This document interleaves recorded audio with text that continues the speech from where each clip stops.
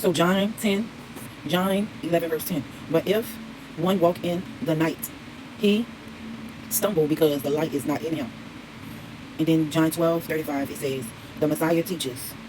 It says, then Jesus said to them, a little while longer, the light is with you, walking while you have the right, lest darkness overtake you.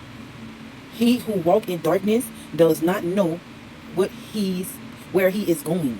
So, so it just brings us back to the verse before that, when he said, but if one walketh in the night, he stumbles because the light is not in him. So what God is saying is, this is what make us stumble when we walk into the night. So I used to be, sometimes used to say, because God brings me into darkness because of nothing. No, God wasn't. Now I understand. So I was wrong from saying those things. So now I understand that it wasn't that God was bringing me in those darkness. It was me. I was stumbling. I was still stumbling. Okay? And so when I was still stumbling, God still loved me. He still cared for me. He still showed me the way. But what God is saying is, please finish up the stumbling. Get from out of the darkness. It said, because then Jesus said to them, a little while longer, the light is with you. It said, walk while you have the light. So what God is saying is, walk while you have the light. So even if you will stumbling right now, for you, her, him, me, all of us that's still walking in sin, all of us who are still stumbling, we better walk in the light now while we got the time to, because walking with you have the light, lest darkness overtakes you. He who walk in darkness does not know where he going. So today, right now, ask yourself,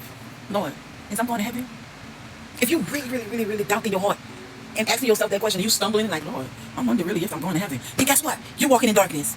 And we need to fix that. Because God's saying, while you have the lights, you need to understand to walk in light only. Because if you're walking in darkness some kind of way, just a little way of repentance, and coming to times where repentance is no more light, so that light is repentance. Being righteousness is repenting. Okay, so now it's so much telling us what is repenting. Repenting is walking in righteousness. Repentance is turning from your wicked ways and walking upright, walking in righteousness, walking in holiness, walking from wrong to right. That is what repentance is. We always thinking that, Lord, when I ask you for forgiveness, it's just forgiveness. No, I have to actually walk in it.